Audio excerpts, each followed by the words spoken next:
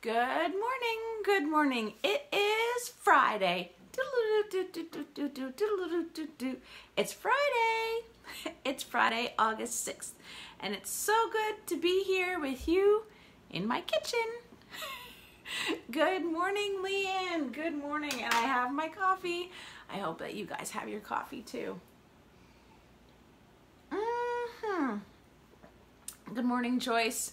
And good morning, Tanya. So glad to have you today. Yes, so good morning, Al and Sue, and good morning, Brenda. I haven't gone paddling quite yet, but I am planning on heading there very shortly after we're finished chatting this morning. Good morning, good morning, good morning, Karen. Joyce and Donna, so glad to see you. And Rob, it's Friday. Yes, good morning, Diane. I just love watching all of you come in. It's one of my favorite times of the day.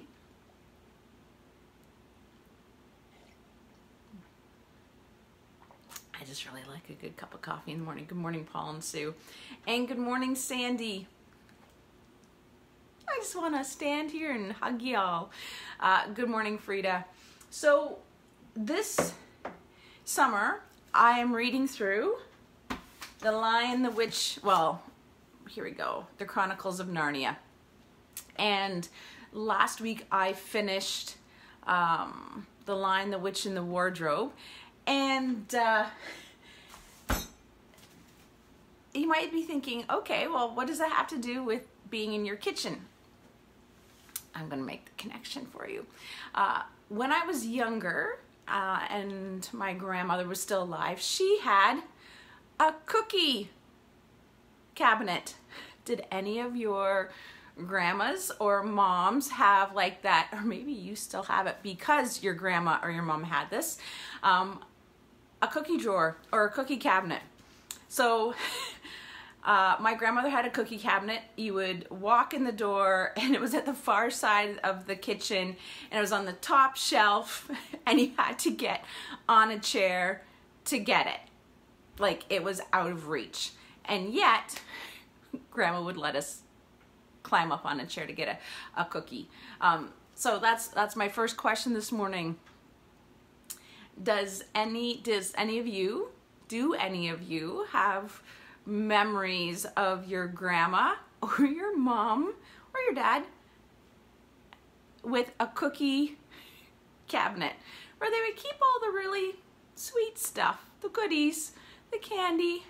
We certainly did. All the neighborhood kids knew where it was. That's so true. So a cookie jar. My youth kids, when they would come to my house when I lived at my grandmother's, knew where the cookie cabinet was, and they would actually go right to it. Yes, yes. Any other people have cookie jars or cookie cabinets or cookie drawers? Yes. Now, I still have one.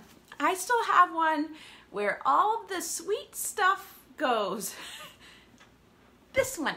This is my cookie cabinet. In fact, I know you've seen this before. Oh, look, there's my funnels. So this is where the regular can stay. This is my tea. I know, I have a tea shelf, and I don't really drink tea, but I have a tea shelf. But up there is my cookie cabinet.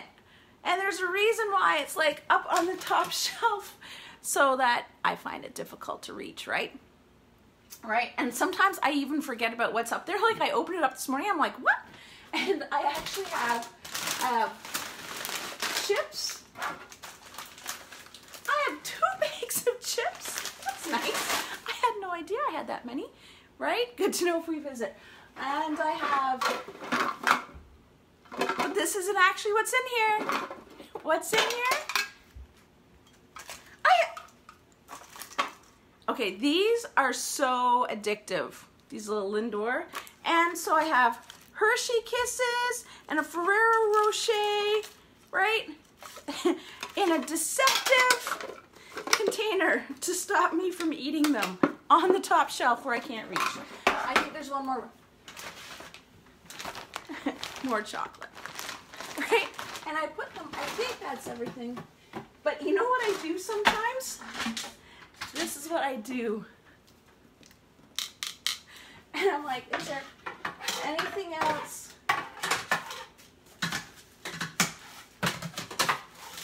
No. Right? I get these out. Or I stand on a chair. Because sometimes things get put in there and I forget about them. And for good reason. Because if I ate the chips and the chocolate all the time, I would not be in a good place. I would not feel very good or healthy, right? And there's nothing wrong with the chocolate, and there's nothing wrong with the chips.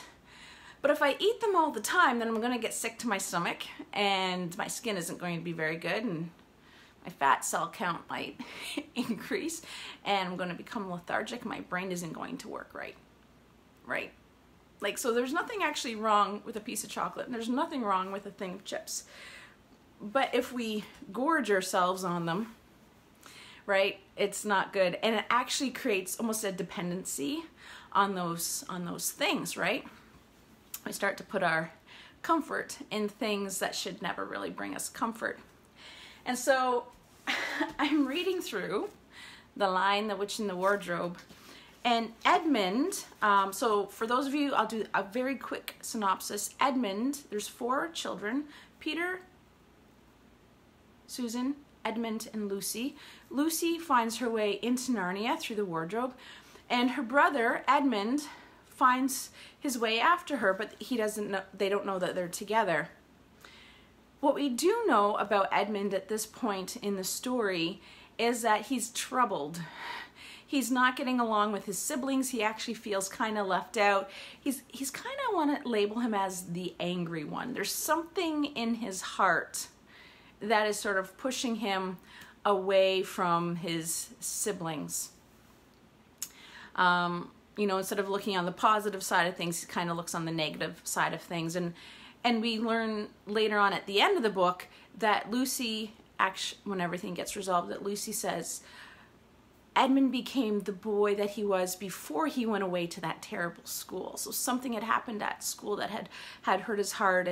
And Peter later on confesses to Aslan, well, Aslan, I think I might have done something to upset Edmund.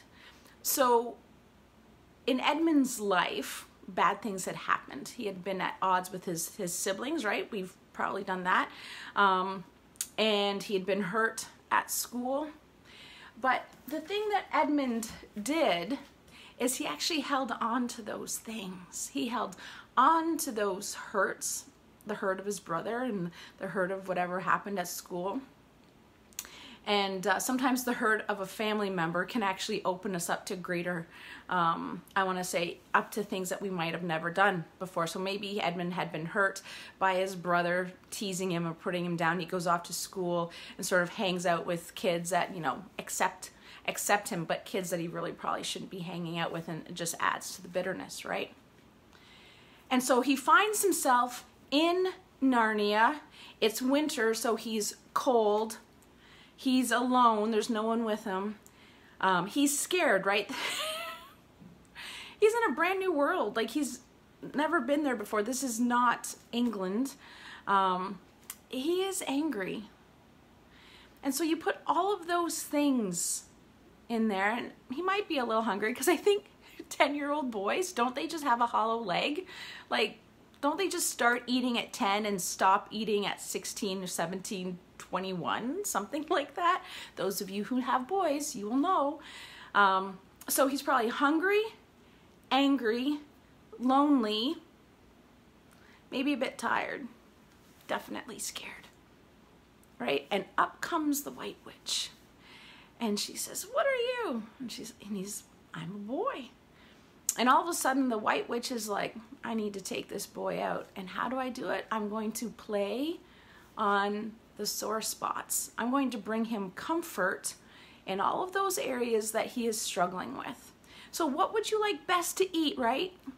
So she plays on his need to be seen, to be heard, to be understood, right? She's looking for a way to say, I know what you need. I can give you what you need. And he's like, Turkish delight. And she makes him the best Turkish delight. And he's like, wow, I just want, and he gorges himself on it, right? And then she finds out that he has a brother and 2 sisters, which would fulfill the prophecy and basically end her reign and kill her off. And she's like, I gotta take this kid out. How am I gonna do this? She plays on his need to get back at his brother, right? She says, you know what? I need someone to come and be a prince. Like, I'm eventually not going to be here, and I need someone to give all of this to. You could come and be my prince and eventually the king of all of Narnia, right? And so you bring me your brother and your sisters. I'd love to meet them. And he's like, what do you want them for? Like, he's just like, he wants nothing to do with them. And yet she plays on his need, on his desire for acceptance, that desire to be seen and to be propped up, right? And he buys into it. All right? He takes her food and he latches onto that hope, right, to get back at his brother, to be seen, right, for acclamation and praise. And then the story takes a little bit of a turn for the worse, right? And he betrays his brother and 2 sisters to the queen, and the queen turns on Edmund and says, we're going after them because basically I'm going to kill you all. And Edmund, as he is in the sleigh with the queen on their way to get his siblings, he is still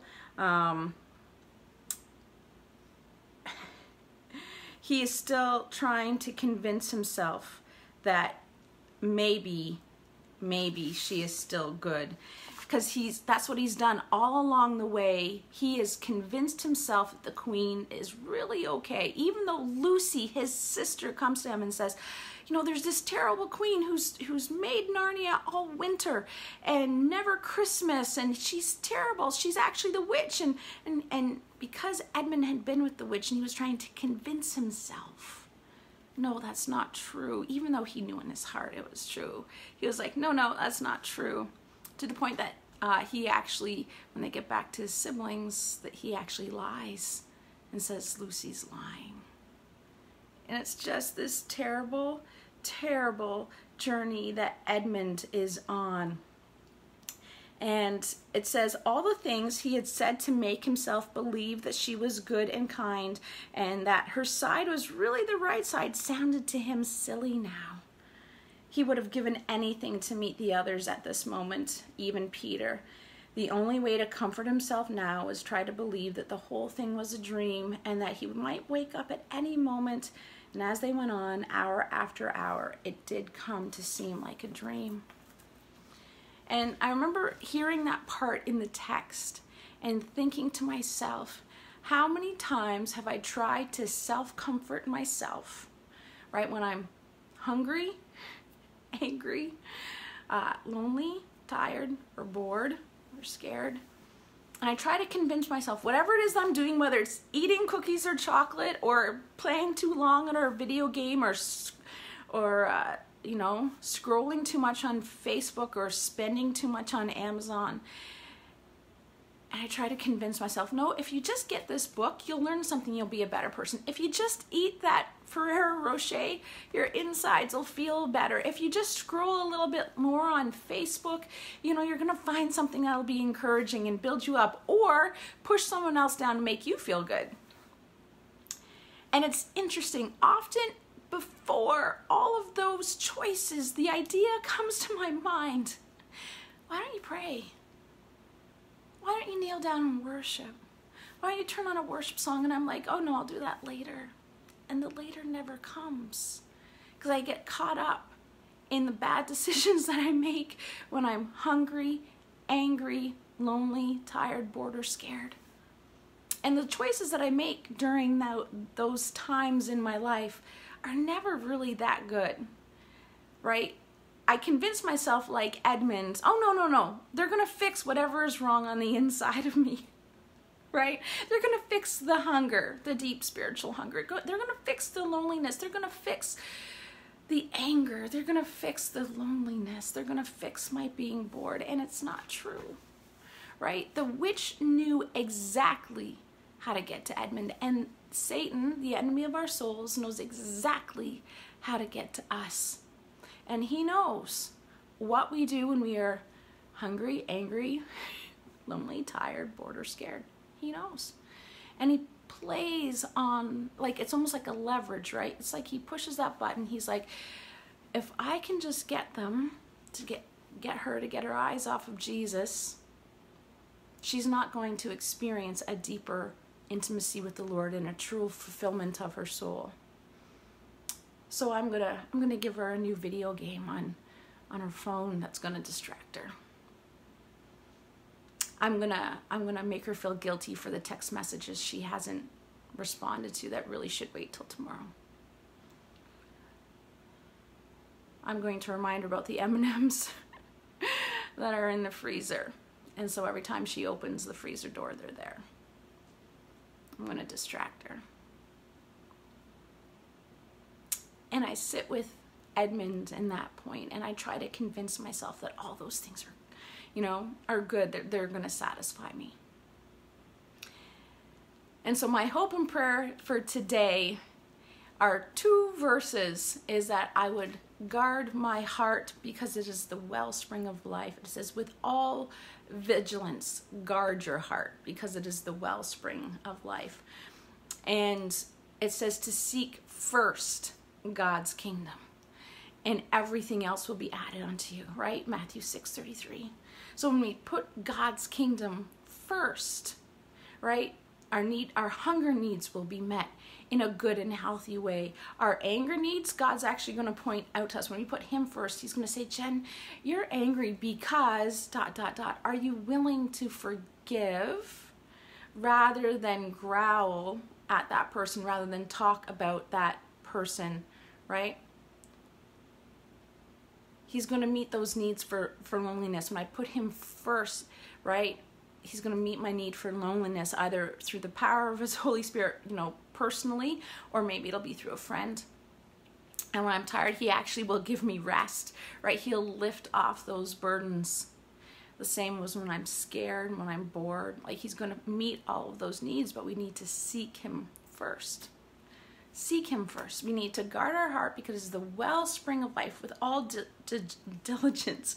And then we need to seek him first, put him first. And so, like, we're going to pray. And we're going to pray that we would put him first right here at the beginning of our day, beginning of our weekend.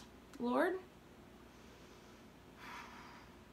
I don't want to fill my emptiness, my hunger, my anger, my loneliness, my tiredness, my boredness, my scaredness. I don't want to fill it with cookies or chips or chocolate.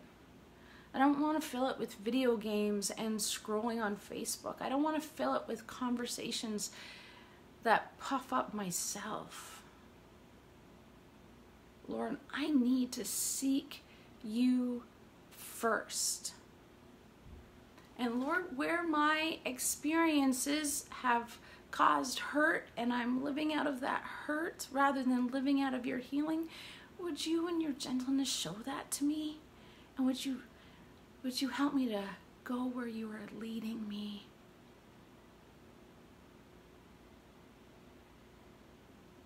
Or that we would go where you are leading us. Yeah. And so, Father, would you help us to make good and wise decisions today? Help us to do what you would have us to do, to see what you would have us to see, to say what you would have us to say, to think what you would have us to think, to speak what you would have us to speak, to feel what you would have us to feel. Help us to seek you first. Yep. We ask this in your name. Amen. So many thoughts came to my mind as we were praying. Yes, set your mind on things that are above and not on things that are on earth, for we have died and our lives are risen with Christ in God, are hidden with Christ in God. I'm going to share this with you, and then I'm going to let you go.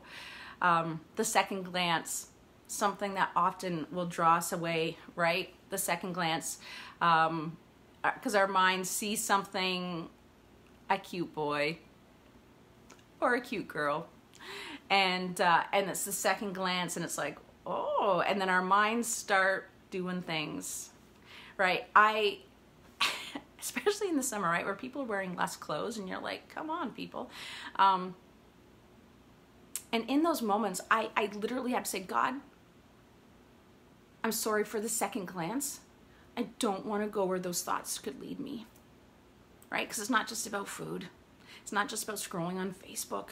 It's not just about the gaming. Sometimes it's about our eyes and guarding what our eyes, whether it's second glancing a person, second glancing a TV, second glancing a new car, right? And the thought that it's going to fix whatever's in our heart, but we need to give all the broken parts in our heart to the Lord, seeking Him first. All right, my dear friends, that really is it, and that's all. I hope you have a great day. Remember to like and share, and I hope to see you on Sunday. Okay, bye.